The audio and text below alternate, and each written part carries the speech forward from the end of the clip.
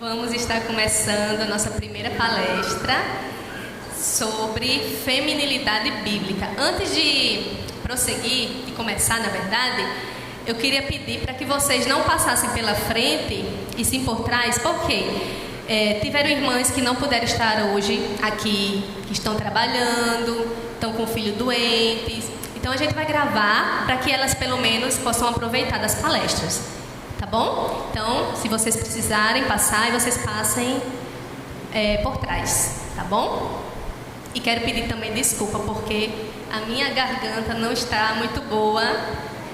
Como eu falei, né? Foi luta, mas graças a Deus estamos aqui. Então, vamos lá. Feminilidade bíblica. Então, esse é um assunto que abrange muita coisa, né? Então, assim, eu vou falar sobre vários aspectos, mas claro que cabe a vocês buscar mais, tá? Sem cessar, né? Orar sem cessar e também estudar. Por quê? Para que a gente aprenda mais sobre esse assunto que é muito importante, tá bom? Então, em uma época em que uma mulher se ajoelha de frente a um transexual e pede desculpas por ser uma mulher, por ter uma vagina, é que precisamos tratar de encarar nossa feminilidade da maneira que a Bíblia manda e assumir a nossa feminilidade. Certo? Essa foi uma atriz que tem um programa, não sei se vocês ficaram sabendo, né? Tem um homem que ele mudou o sexo e ele fez uns vídeos no TikTok mostrando isso. E a mulher foi lá e se ajoelhou a ele e pediu desculpas por ser mulher. Então é essa época que estamos vivendo, tá? É dos Estados Unidos. Então, eu não sei se todo mundo soube desse ocorrido, né? Então, gente, mais do que nunca devemos assumir a nossa feminilidade, certo? E vocês vão ver que é muito diferente do feminismo, né? Que vocês vão ver na segunda palestra. Então, vamos lá. A gente tem que evidenciar a nossa feminilidade. Devemos entender para o que fomos feitas, qual a nossa identidade. Para isso, nós iremos até o Jardim do Éden. Diz assim: e criou Deus o homem à sua imagem, a imagem de Deus o criou, homem e mulher os criou. Não li errado não, achei que é só homem e mulher mesmo. Quantos sexos aqui, gente? 2, né? Só 2. E não é gênero não, tá? É sexo. Por quê? Gênero se refere a coisas. A mesa é o gênero feminino, né? O som, o computador, gênero masculino. Sexo é homem e mulher, tá bom? Então, criou Deus homem e mulher. E criou o quê? Criou a gente, a imagem dele. A imagem de Deus os criou, certo? Deus nos criou a sua imagem e semelhança. Nós carregamos a imagem de Deus. Só um minutinho. O que eu e você estamos fazendo com essa imagem? O que estamos fazendo com essa imagem? Você tem consciência que você foi feita a imagem de Deus? Então, o que estamos fazendo com essa imagem? Será que estamos exercendo o papel para o qual nós fomos feitas? Deus determinou quem deveríamos ser, mas muitas vezes queremos fazer aquilo que não cabe a nós e deixamos de fazer o que nos foi incumbido realmente, né? Queremos fazer mais, queremos abraçar o mundo com as pernas e muitas vezes deixamos de fazer o que Deus quer que nós façamos. Voltando lá para Gênesis.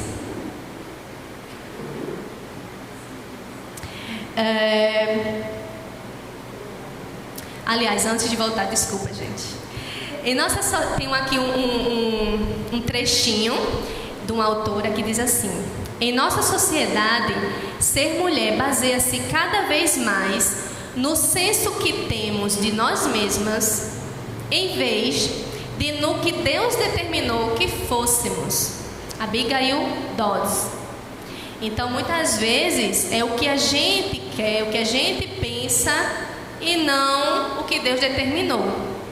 E de onde vêm esses pensamentos? É da Bíblia? Não, é do mundo. Então, muitas vezes a gente se deixa enveredar pelo que o mundo diz, sem nem mesmo perceber, certo? Então, agora sim, em Gênesis. Gênesis 2:18 diz: e disse o Senhor Deus: não é bom que o homem esteja só. Far-lhe-ei uma ajudadora idônea para ele. Então Deus criou, todas as coisas, criou o dia, a noite, os mares, os animais, e tudo ele viu que era o quê? Bom. Mas uma coisa ele viu que não era bom. O quê? Que o homem estivesse só. Então ele criou a mulher para ser uma ajudadora, certo? Uma auxiliadora.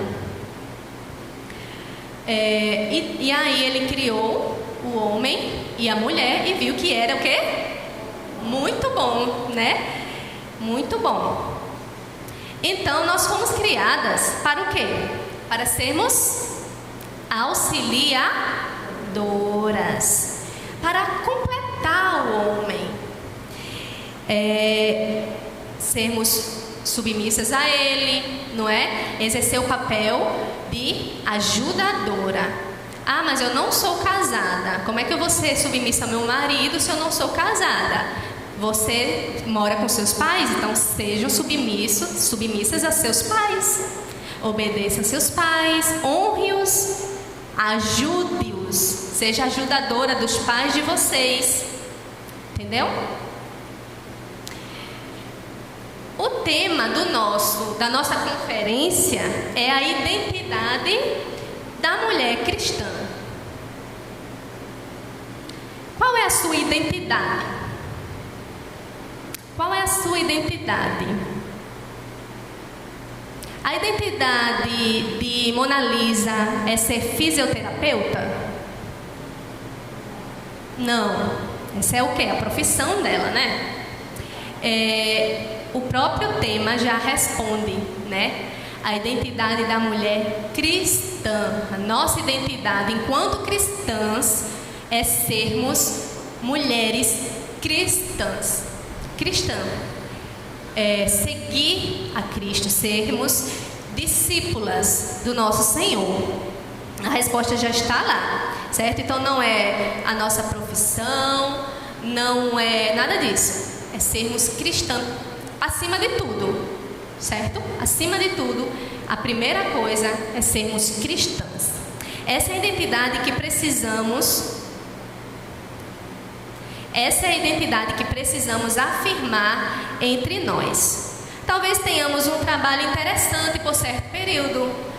Nós temos aquelas habilidades, nós gostamos do nosso trabalho, não é? Talvez estejamos casadas, né? A maioria aqui casada. Podemos ter filhos e aí somos mães, não é? Mas essas coisas podem ser tiradas de nós. Podemos perder nosso emprego? Podemos. Podemos perder nossos maridos? Podemos. Podemos perder nossos filhos? Podemos. Podemos perder até nossa vida, né? Mas a gente não pode perder a Cristo, não é? Nada nos separa do amor de Cristo. E essa é a nossa identidade. Todas essas outras coisas são presentes apenas nesta vida. Lembra de Marta e Maria? Vamos relembrar. E aconteceu que, indo eles de caminho, entrou Jesus numa aldeia, e certa mulher, por nome Marta, o recebeu em sua casa. E tinha esta uma irmã chamada Maria, a qual, assentando-se também aos pés de Jesus, ouvia a sua palavra. Marta, porém, andava distraída em muitos serviços. E aproximando-se disse: Senhor, não se te dá conta de que minha irmã me deixe servir só? Dize-lhe que me ajude. E respondendo Jesus, disse-lhe: Marta, Marta, estás ansiosa e afadigada com muitas coisas, mas uma só é necessária. E Maria escolheu a boa parte, a qual não lhe será tirada. Lucas 10, do 38 ao 42. Então, cuidar da nossa casa, dos nossos afazeres domésticos é algo ruim? Não, é algo bom, né? A gente deve mesmo fazer isso, mas não em detrimento de seguir ao Senhor, de ouvir a palavra do Senhor, de aprender mais de Deus. Então, esta é a melhor parte, e esta é a única que não vai ser tirada de nós. Marta, quem está preocupada com algo passageiro, né? Os afazeres. Imagine vocês, não sei se vocês já tentaram imaginar aí a cena. Jesus está ali na sua casa. Jesus, claro que Ele está sempre conosco, mas ali em pessoa, ali em carne e osso, está ali na sua casa.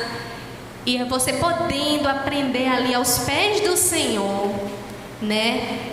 Da boca do Senhor. Aí você está preocupada em organizar a casa, que também é algo preocupante, né? Você saber que Jesus vai lhe visitar, você ia fazer o quê? Uma faxina, né? Você já ia arrumar tudo, já ia querer deixar tudo bonitinho, né? Quando recebe uma visita, normalmente a gente faz isso. Imagine Jesus na nossa casa. Então a gente entende Marta, né? Mas o que ela fez? Ela trocou, que é algo também que não pode acontecer. Então, ao invés de ela estar aos pés de Jesus, ela preferiu arrumar a casa. Está lá, distraída. O texto diz distraída. Quer dizer, ela não está ouvindo a palavra de Deus, não é? Então, a gente primeiro tem que ouvir a palavra de Deus, aprender da palavra de Deus. E não esqueçam, como mães, por exemplo, a gente tem que passar para os nossos filhos a palavra do Senhor, não é? Então é importante que a gente saiba, para a gente poder passar. Enquanto cristãs, nós precisamos aprender, não é? Como vamos evangelizar se a gente não aprender a palavra do Senhor? Então a gente não pode passar o dia com essas coisas passageiras. É interessante cuidarmos do nosso lar, mas como eu falei, sem esquecer do mais importante, da melhor parte, que não será nos tirada, certo?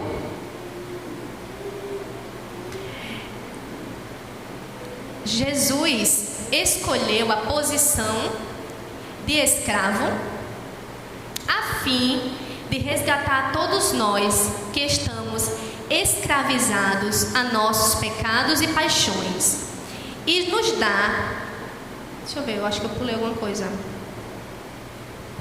e nos dar nova identidade como seus escravos. Mesmo que ser escravo de Cristo seja muito mais do que merecemos, sua abundância não cessa aí. Efésios nos fala de uma identidade ainda maior como filhos adotivos.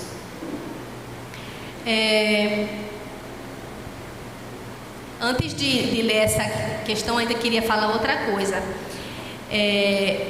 Jesus ali, quando ele fala de Marta, ele quer o quê? Nos conduzir a olhar para o alto, para vermos a importância de sermos seus discípulas de Cristo, que é o quê? Fazendo a sua vontade, certo? E aí vem essa citação, que é de Carolyn McCallum e Nora Shank, do livro Mulher Cristã e Bem-Sucedida.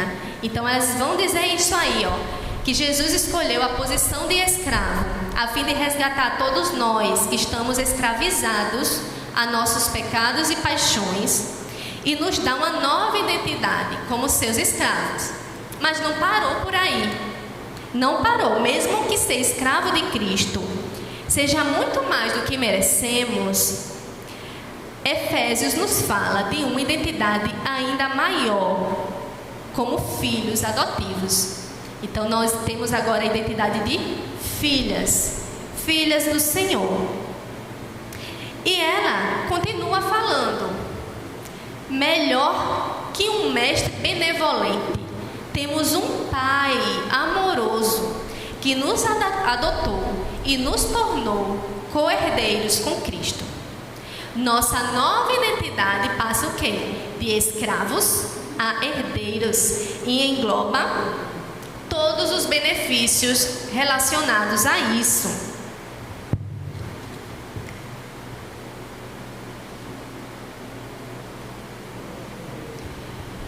Então podemos nos esforçar como donas de casa, médicas, professoras, mas um dia isso vai mudar. O que não muda é a identidade que Cristo nos deu mediante seu plano divino de resgate. Nossa identidade está ancorada firmemente em Cristo. Amém? Como cristãs, seguidoras de Cristo, devemos agir da maneira como Ele agiu. E como Ele agiu? Ele foi obediente ao Pai em tudo, não é? Então a gente deve obedecer à vontade do Senhor. Amém? Vamos acordar. Voltando à criação. Deus criou o homem, como eu falei, e pela primeira vez viu que algo não era bom. Não era bom que o homem estivesse só. Então Deus decidiu criar uma auxiliadora que lhe fosse idônea. Deus poderia ter dado a Adão um amigo para ele conversar, não é? Para ele conversar, para ele andar, conversar sobre os animais, ajudar ele a dar nome aos animais. Mas Adão precisava de mais que um amigo. Ele precisava de uma auxiliadora especialmente, olha aí, projetada para essa função de auxiliadora. Então Deus lhe deu uma mulher idônea, adequada, inteiramente apropriada para ele, e com certeza muito feminina, não é? Então, Elizabeth Elliot vai dizer: aquilo que somos é uma dádiva, diz ela. E como outras dádivas, é uma escolha somente do doador. Portanto, você é uma mulher escolhida desde a fundação do mundo. Quem decidiu isso? Foi Deus. Então, Deus lhe deu a dádiva de ser uma mulher, com todos os atributos de mulher. Assim como Ele nos dá as nossas habilidades. Eu queria cantar bem. Mas Ele não quis me dar uma habilidade de cantar bem. Eu queria saber ensinar. Mas Ele não quis, Ele lhe deu outra habilidade, outro dom. Então Ele que dá o dom, as habilidades que Ele escolheu, né? É um presente que Ele nos dá e nós temos que ser gratos e não reclamar pelas outras dádivas que a gente não tem, não é? Então, ser mulher é uma dádiva de Deus. Devemos ser agradecidas enquanto isso. Fomos feitas mulheres e chamadas a sermos mulheres com tudo o que isso implica, inclusive a feminilidade. Nossos corpos femininos, designados por Deus para nós, têm algo a nos dizer sobre o nosso chamado e a nossa missão na vida. Nós temos um chamado, uma missão, não é? Então, aqui temos uma citação de Abigail Dodds, do livro Mulher Atípica, Livre, Plena e Chamada em Cristo. Então, ela diz assim: um eco da renascença que permanece e é fortalecido pelo pensamento moderno diz que para conhecer nosso chamado, temos que olhar para dentro. Existe nisso um elemento de verdade. Não podemos ignorar nossa vida interior. Mas se quisermos saber para o que fomos criadas, temos que olhar para algo mais fixo e imutável do que somos por dentro. Precisamos de Jesus Cristo, que é o mesmo ontem, hoje e sempre. E precisamos observar o corpo que Ele nos deu, criado por meio dEle e para Ele. Amém? Então, assim, as nossas vontades, assim como nós não somos imutáveis, né? Você hoje gosta de uma coisa, amanhã você pode não gostar, não é verdade? Hoje você é de um jeito e às vezes depois você pode mudar o seu jeito de ser. Você pode ser tímida hoje, depois você pode ser mais extrovertida e assim por diante. O único que é imutável é o Senhor. Então a gente tem que olhar para Ele, certo? Nós precisamos olhar o corpo que o Senhor nos deu e perceber que ele foi projetado para um propósito. Não estou dizendo que nós fomos feitas apenas para ter filhos, certo? Não estou dizendo isso. Somos mais que útero, somos mais que nossos corpos. Mas somos também os nossos corpos. Isso faz parte de quem nós somos. Fomos projetadas por Ele. E isso a gente não pode deixar de lado, certo? Estes corpos nos conduzirão até o dia de nossa morte, ou até que Cristo volte. E então serão transformados em novos corpos, que durarão para sempre. Sendo assim, vemos que Deus estima o nosso corpo em alto valor. O mundo trata o corpo feminino de forma devastadora, despindo e usando como uma falsa bandeira de empoderamento. Para ser, por exemplo, uma cantora de sucesso, não basta cantar bem, tem que ser sexy, tem que rebolar, fazer show seminua, não é? Elas dizem, eu posso tudo, não é? Inclusive, me vestir assim. Aliás, elas são tão além que elas não podem nem se vestir com roupas normais. Quando elas vestem uma roupa tem que ser bem diferente, né? Porque elas estão além. E outra, se você olhar para uma pessoa seminua assim, o pervertido é você, né? Então assim, não estou tirando, não estou desobrigando o homem. Mas vê só, quem anda assim quer o quê? Quer mostrar, não é verdade? Se você não quer mostrar, você não pode andar desse jeito, né? Então, devemos ter cuidado com essas coisas que o mundo faz e que muitas vezes levam as cristãs a fazerem também, achando que é normal. Tá bom? Abigail Dodds continua.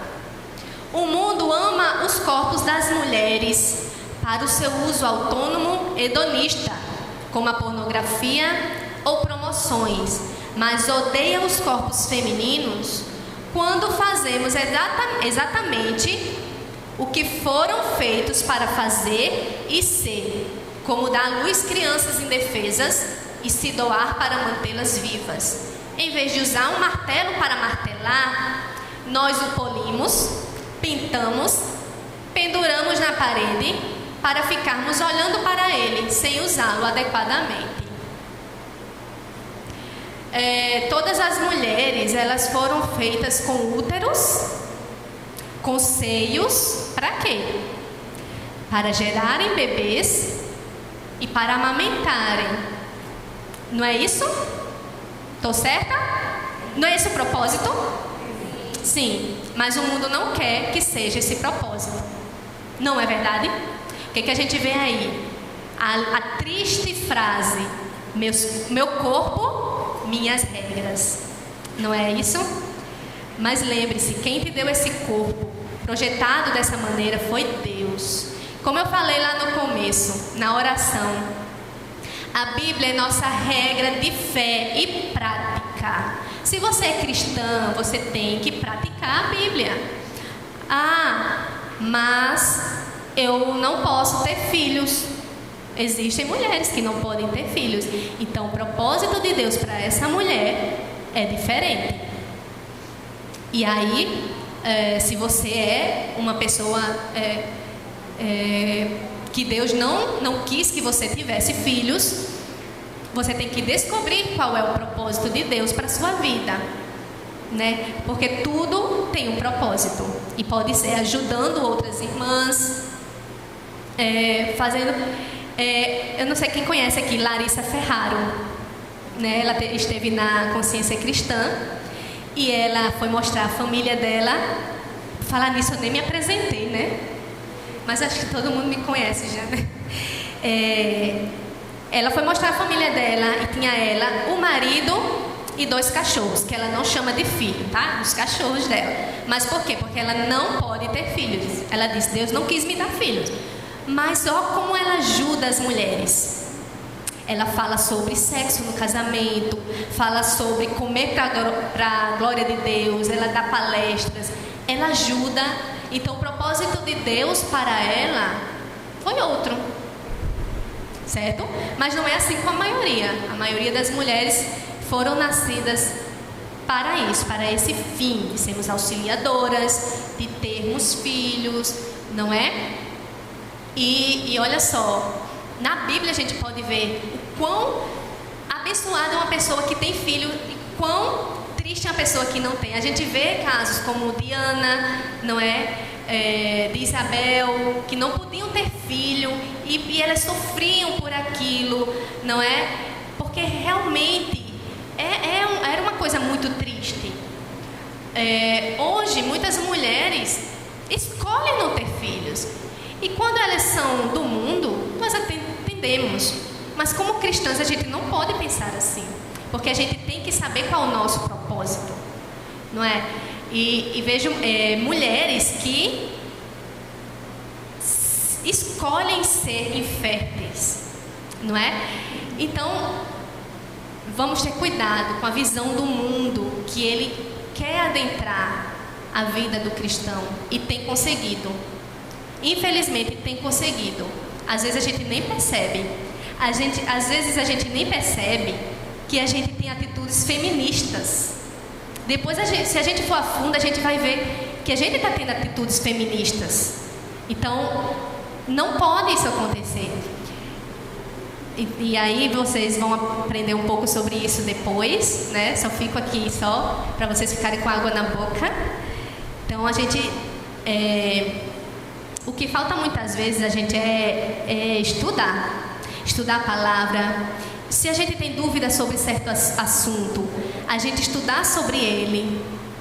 Tenho dúvida sobre oração, vai atrás, procura bons livros, além da Bíblia, é claro.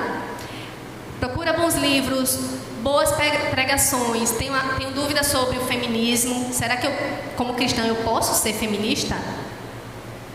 Vai atrás, não é?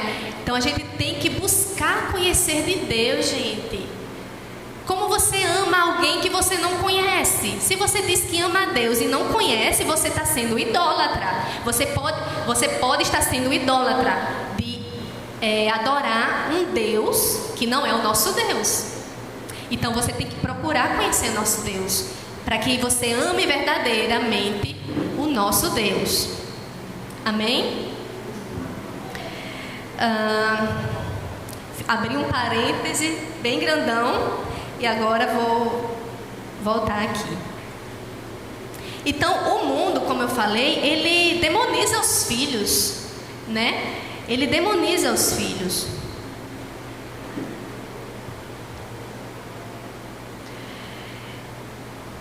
E a autora ainda conclui dizendo: em vez de o corpo da mulher dar vida, muitas vezes tornamo-lo um cemitério de crianças rejeitadas, não é? Muita gente comemorando por aí afora o aborto, não é?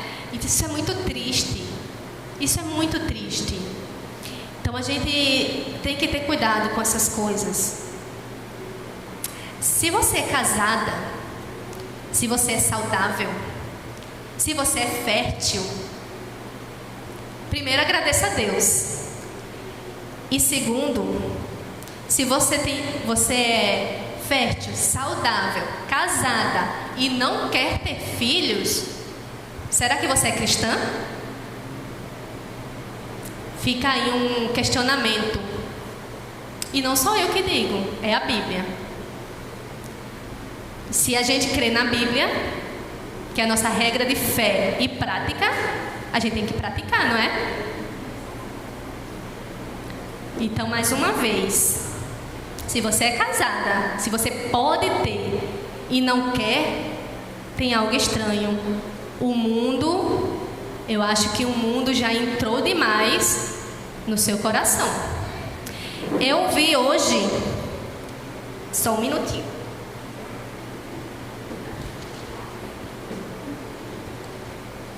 Eu tinha que compartilhar. Como Deus é bom. Quando a gente vai falar de uma coisa, aí apareceu assim para mim no Instagram. Porque, a gente tem que saber usar até as redes sociais em nosso favor. Seguir páginas que realmente nos edifiquem. Se a gente tem o Instagram, se a gente tem rede social, por que não seguir páginas que nos ensinem? E o pastor Jack, não sei se alguém aqui conhece, ele colocou algo sobre isso. Deixa eu ver se eu acho aqui.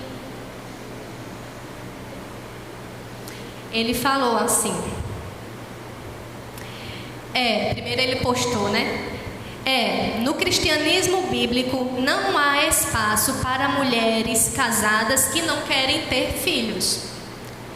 E ele citou um trecho, um versículo bíblico. Mas ela, a mulher, será salva tendo filhos se permanecer em fé, amor e santificação com bom senso. E aí ele explica.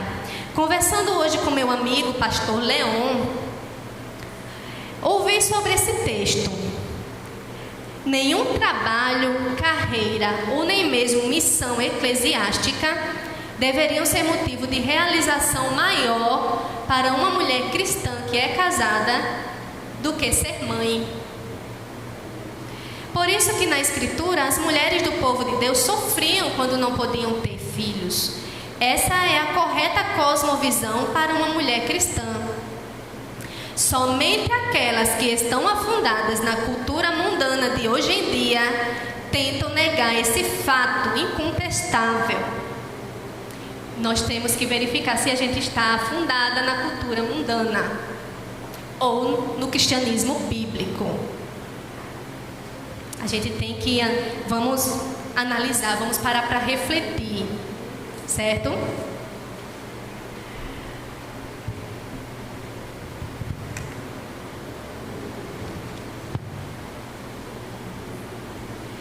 Depois do nosso novo nascimento em Cristo, a maneira como vemos nosso corpo muda de forma dramática. A gente tem que mudar a maneira de ver o nosso corpo. Nós deixamos de ver, por exemplo, a fragilidade como defeito. Não que as mulheres sejam fracas, né? É diferente a fragilidade com ser fraca. Quem já passou ou ouviu uma mulher em trabalho de parto sabe que a mulher, ela não é fraca, né? Pois é. Mas no que tange ao nosso corpo físico, somos comparativamente mais frágeis do que os homens, não é? Meu marido até citou um exemplo de que no trabalho dele, quando ele trabalhava em certo local, tinha um monte de feminista. E aí, na hora de carregar os pesos, os instrumentos pesados, as feministas correram. Então, quer dizer, mas é claro, elas não têm a força que o homem tem fisicamente, né? Elas não têm. A mulher não tem, só que elas não querem reconhecer essas coisas, né?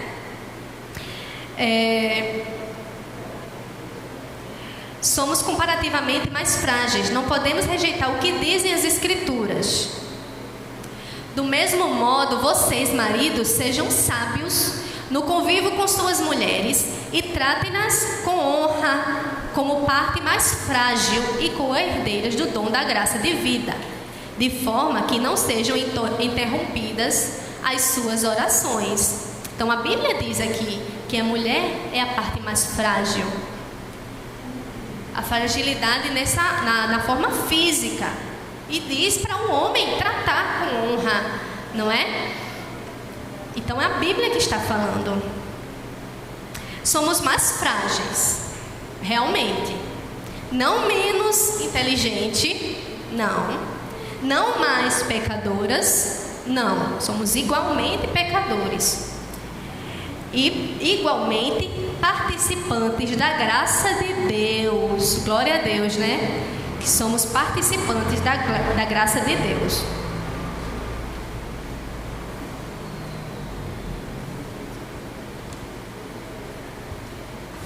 Uma mulher grávida, olha ali para a Stephanie ali atrás, com um barrigão. Uma mulher grávida é um dos seres mais frágeis que existem, gente.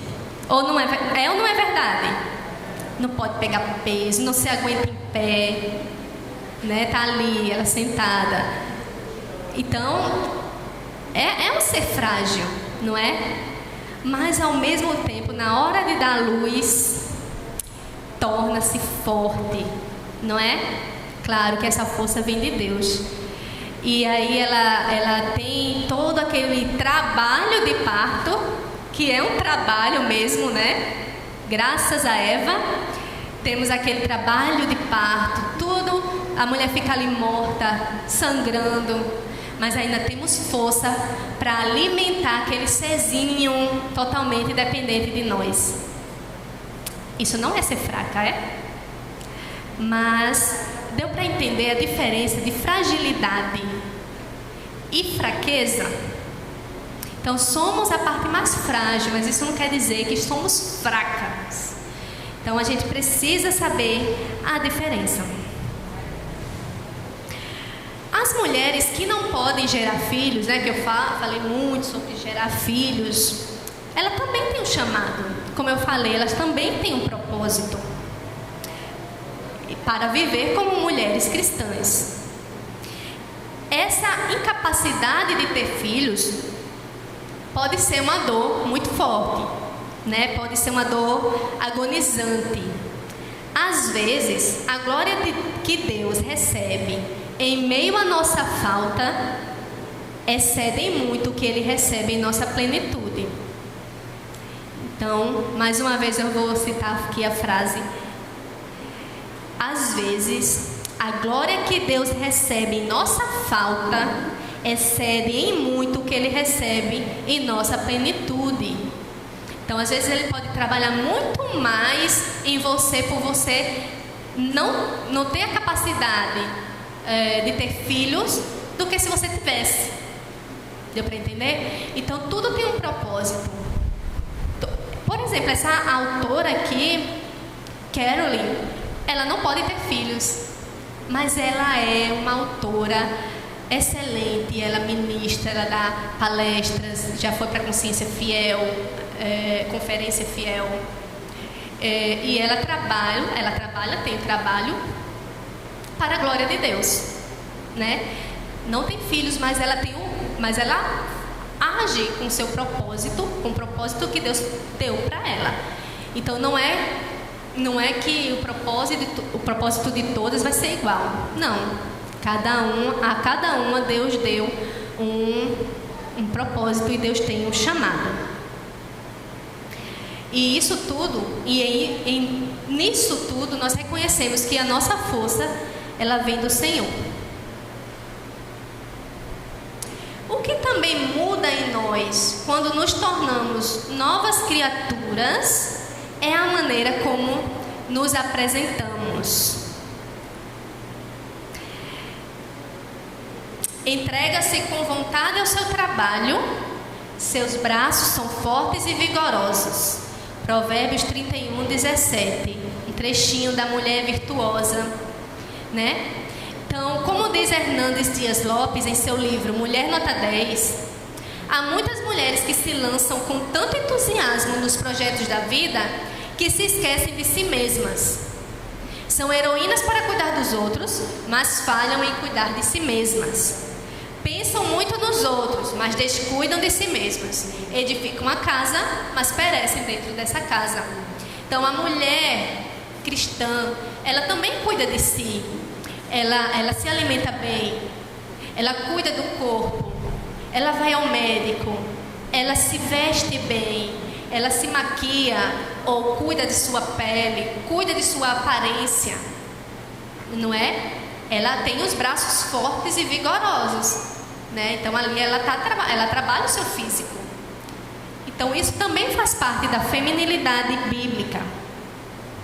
Ela cuida do seu lar? Cuida. Ela trabalha, mas ela também cuida de si mesma.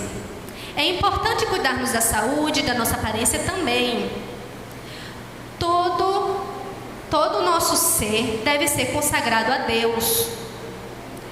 O nosso corpo é o templo do Espírito Santo. Nosso corpo foi comprado por um alto preço. Continua Hernandes Dias Lopes, né? O nosso corpo deve glorificar a Deus. Concordam? Quem concorda, digam amém. Então, nós temos que... O nosso corpo tem que glorificar a Deus. Então, aí eu vou entrar num assunto que merecia uma palestra inteira. Mas eu vou falar um pouco aqui, né? Inclusive a pedidos.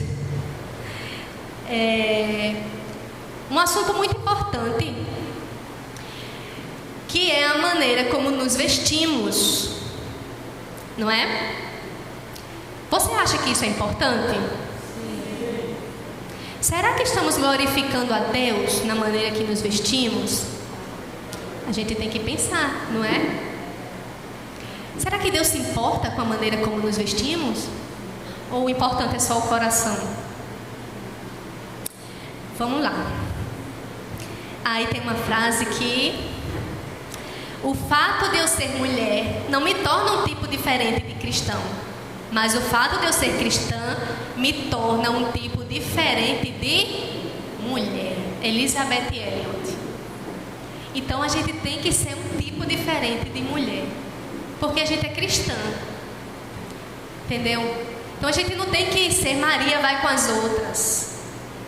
Tem até, eu acho que eu vi uma vez, acho que uma conferência, alguma coisa assim. Maria não vai com as outras. Porque a gente não tem que ir com as outras. A gente tem que ser diferente. Por sermos cristãs, devemos nos portar diferente das mulheres do mundo. O que eu vejo é que ao invés de sermos luz, a gente tem trazido trevas para nós. Ao invés de a gente influenciar o mundo, a gente está sendo influenciada, não é? Então, muitas vezes, sem perceber, a gente está indo com a maré, certo? Tem uma frase que Heber Campos Júnior usa, que eu acho muito interessante. Ele diz assim: o barquinho, ele tem que estar no mar, ele tem que estar na água, mas a água não pode estar no barquinho, porque senão o barquinho afunda. O barquinho somos nós. O mar é o mundo. A gente tem que estar em meio ao mundo para sermos luz. Mas o mundo não pode estar dentro de nós, porque senão a gente afunda, não é? Então a gente está trazendo trevas para nós muitas vezes. Estamos indo junto com a maré. não se tornem motivo de tropeço nem para os judeus, nem para gregos, nem para a igreja de Deus. 1 Coríntios 10, 32.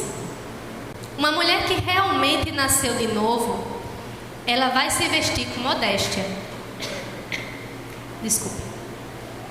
Em todo lugar, em toda ocasião, seja na igreja, na academia e até na praia. Gente, academia não é desculpa para você se vestir mal.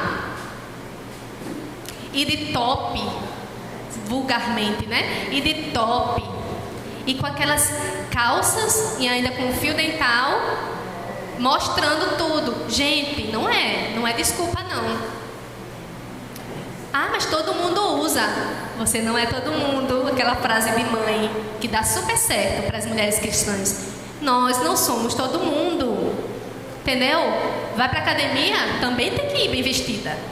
A calça tem que ser apertadinha. Mas você pode usar uma blusa por cima. Você pode usar, tem umas sainhas que usam, uma toalhinha, não é? Então, não é desculpa. A academia tem que se vestir assim. É a mesma coisa. Vou fazer uma pergunta a vocês.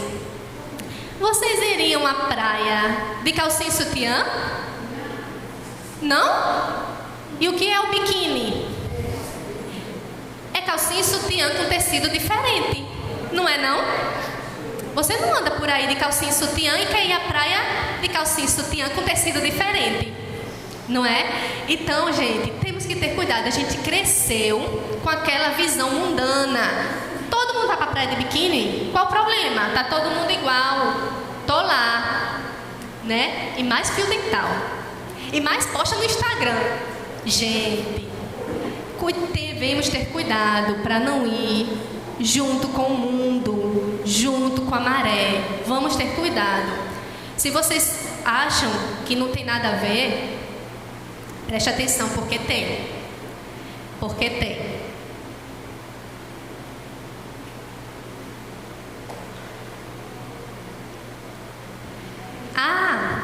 As jovens agora, né? Todas usando cropped. Em todo canto você vai, no centro, é cropped. Quem não sabe o que é cropped? Aquelas blusas pela metade, mostrando a barriga. Todo mundo usa. Porque eu sou jovem. Eu sou jovem. Gente, mas você é cristã. As amiguinhas usam, deixa elas usarem. Vocês não podem, vocês têm que dar bom testemunho. Tá? Jovem e mulher casada, pior ainda, né? Então vamos ter cuidado. Por quê? Mais importa agradar a Deus. Deixa te chamar de antiquada. Não tem problema. O importante é agradar a Deus. Certo? Mostrar o corpo não é ser feminina. Não é ser feminina. Usar vestidos justos, mostrando as curvas, não é ser feminina. Aí depois culpam os homens. Os homens não são santos. Mas, gente, não era nem para eu estar falando essas coisas aqui, né? Com homens presentes. Mas a pessoa olha, não olha? A gente tem olho. Se vier uma irmã com vestido mostrando as curvas na minha frente, eu vou olhar, meu Deus, eu sou mulher e vou olhar. Gente, imagine um homem, não é? Então você quer ser pedra de tropeço para os seus irmãos? Mesmo que não seja para os seus irmãos, para outros, não pode. Isso é desagradar a Deus. Da mesma maneira, a Bíblia vai falar em Deuteronômio 22:5. A mulher não usará roupas de homem e o homem não usará roupas de mulher, pois o Senhor, seu Deus, tem aversão por todo aquele que assim procede. A mulher tem que ser também feminina. Feminina, não masculina, não masculinizada. Então temos que ter cuidado com isso. Certo? Mas a roupa não tem nada a ver. Será que não tem nada a ver?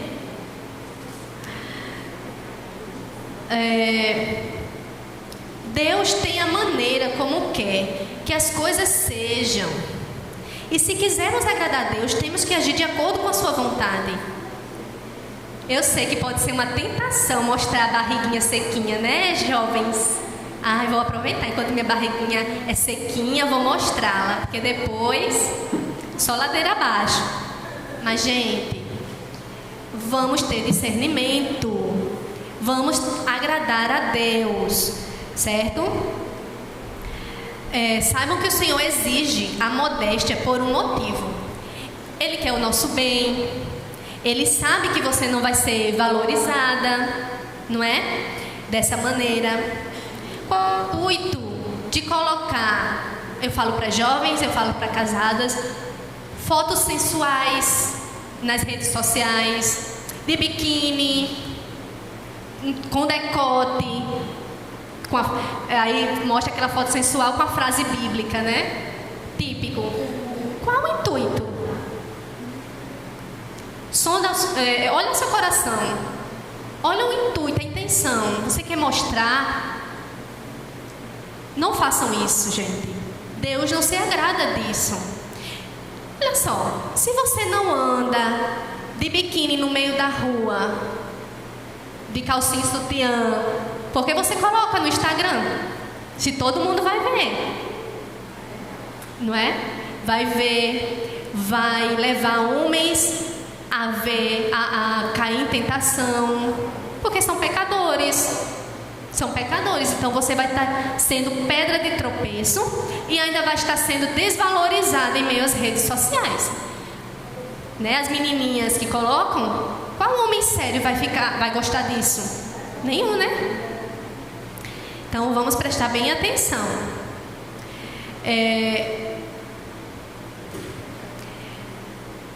Então qual é esse intuito, né? De colocar as fotos assim? Atrair olhares, né? Isso não é de bom grado. Agora, se você é do time liberal, que pode estar pensando assim, que besteira, Deus não liga para isso não, Deus vê meu coração, Deus sabe que o que importa é o que eu sou por dentro. Lembre-se que o exterior mostra o que você é no interior, não é? A boca fala o que o coração está cheio, né? Então, lembre-se disso. E olha como Deus se importa sim com roupas. Vamos ver se Ele se importa com roupa? Vamos. Olha Deus se importando aqui com roupa. Vou ler, tá? São estas as vestes que farão: um peitoral, um colete sacerdotal, um manto, uma túnica bordada, um turbante e um cinturão, para que o sacerdote Arão e seus filhos me sirvam como sacerdotes. Eles farão essas vestes sagradas e usarão linho fino, fios de ouro, fios de tecido azul, roxo, vermelho, até a cor, gente, ele está dizendo aqui. Me perdi, sim. Faça o colete sacerdotal de linho fino trançado e de fios de ouro e de fios de tecido azul, roxo e vermelho, trabalho artesanal. Terá 2 ombreiras atadas às suas 2 extremidades para uni-lo bem. O cinturão e o colete, que por ele é preso, serão feitos da mesma peça. O cinturão também será de linho fino, trançado de fios de ouro e de fios de tecido azul, roxo e vermelho. Grave em 2 pedras de ônix os nomes dos filhos de Israel, por ordem de nascimento, 6 nomes numa pedra, 6 na outra. Grave os nomes dos filhos de Israel nas 2 pedras, como o lapidador grava um selo. Em seguida, prendas com filigranas de ouro, costurando-as nas ombreiras do colete sacerdotal, como pedras memoriais para os filhos de Israel. Assim Arão levará os nomes em seus ombros como memorial diante do Senhor. E aí ele ainda diz mais, tá? Descreve mais, Êxodo 28 todinho sobre as roupas dos sacerdotes. Você viu a riqueza de detalhes? Será que Deus não se importa mesmo com roupas? Mas é Antigo Testamento. Isso não é mais válido. Mas tem no Novo também, tá, gente? A roupa do sacerdote tinha que ser diferenciada. O sacerdote representava o servo do Senhor que faria a ligação entre Deus e o povo, né? Antes de Jesus, havia sacerdotes, né? Hoje Jesus é o nosso sumo sacerdote. E uma das coisas representadas na roupa deles eram as 12 pedras, né? 6 de um lado, 6 do outro, como vocês ouviram. Simbolizavam as 12 tribos de Israel. Tudo comunicava alguma coisa, tudo simbolizava algo. As cores também simbolizavam. Então tudo era do jeito que Deus queria que fosse. Ele disse que como queria que fosse, não é? E se você for procurar na Bíblia, tem vários versículos mostrando como a mulher deve se portar, se vestir, certo? As roupas comunicam algo. A mulher virtuosa, por exemplo, de Provérbios 31, ela se vestia de linho fino e púrpura. Ou seja, é o sinônimo de se vestir bem. Se vestir bem, portanto, é uma característica de uma mulher virtuosa. Então, até isso, você tem que se vestir bem. Bem não quer dizer caro, né? Bem é bem. Você pode comprar uma roupinha ali, bem bonitinha, que é baratinha e está bem vestida, não é? Por exemplo, o branco das noivas representam a pureza, né? Em outro versículo, Jesus vai mencionar que as nossas justiças são como trapos de imundície. Ele usa aí roupa. Em Apocalipse também ele menciona. Enfim, as roupas são importantes para Deus, sim, certo? Uma pediatra, Mona Lisa, ela é fisioterapeuta e trabalha com crianças, né?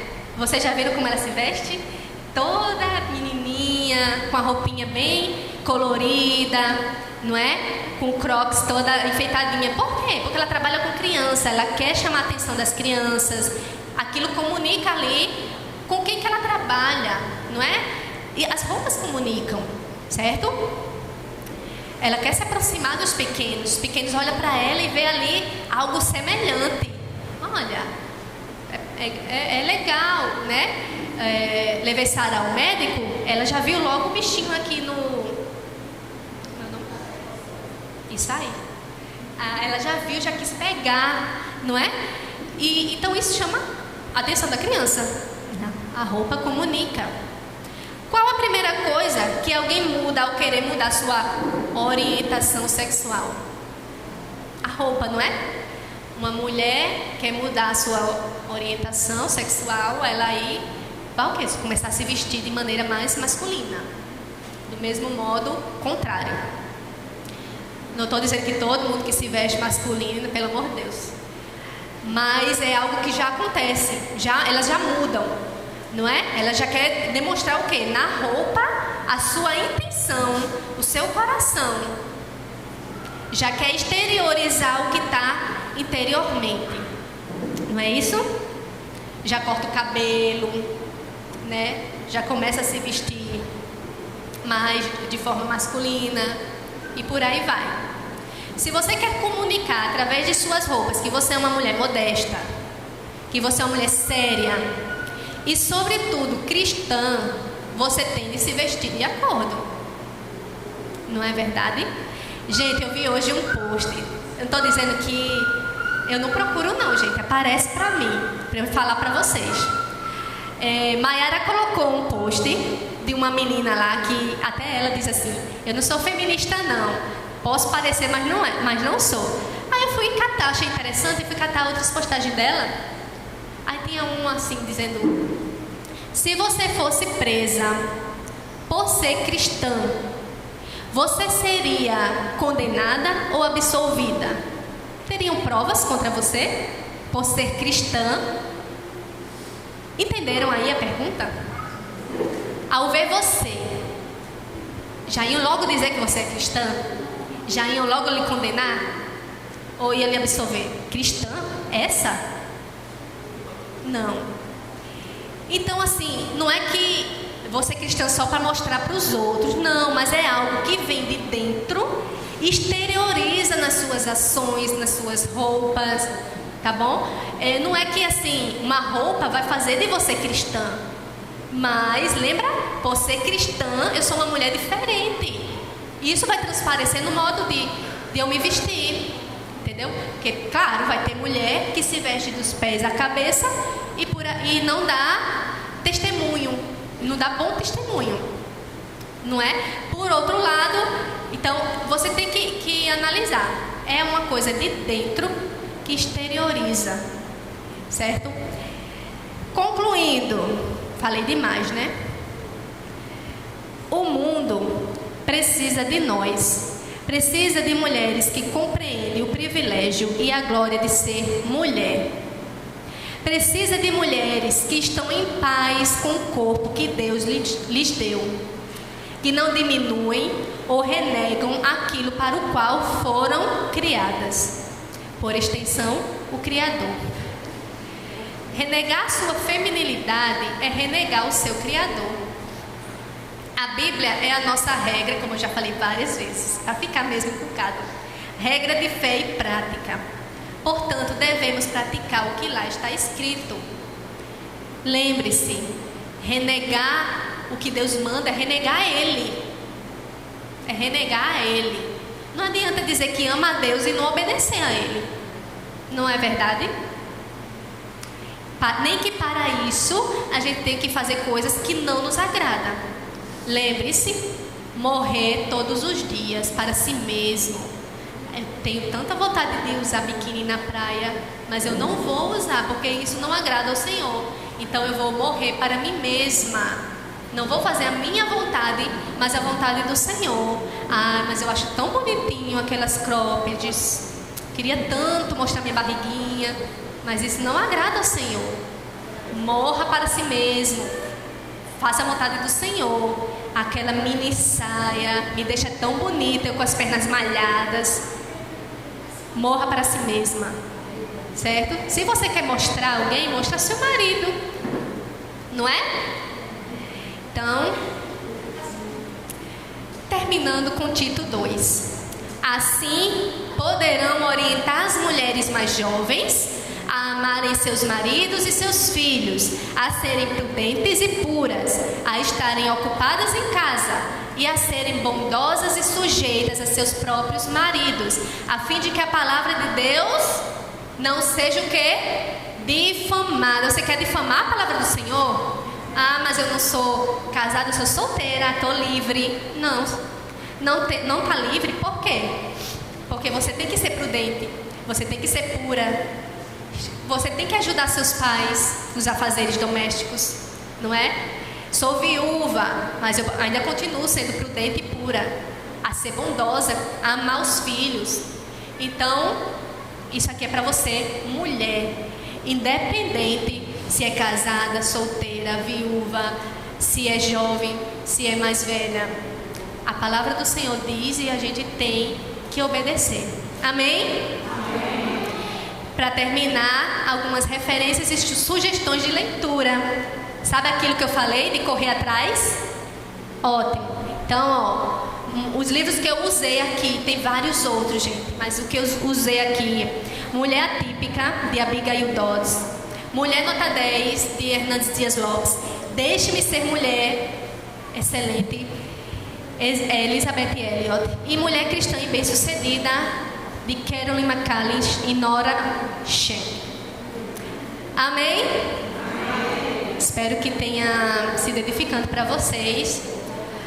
E amém. Vamos orar? Vamos orar pelo nosso lanche, que vamos ter agora o coffee break.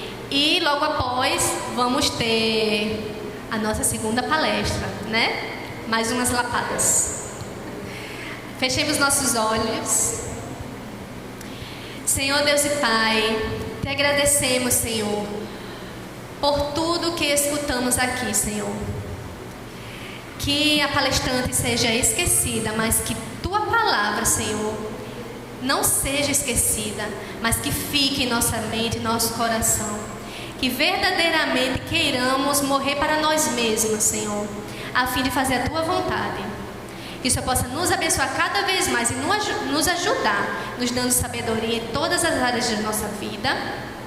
Que o Senhor possa também abençoar o nosso lanche, que nos faça bem e não mal. É assim que te oramos e já te agradecemos. Em nome de Jesus, amém. Pode se dirigir lá ao anexo, comer o lanchinho. Daqui a uns 15 minutos a gente volta, tá bom?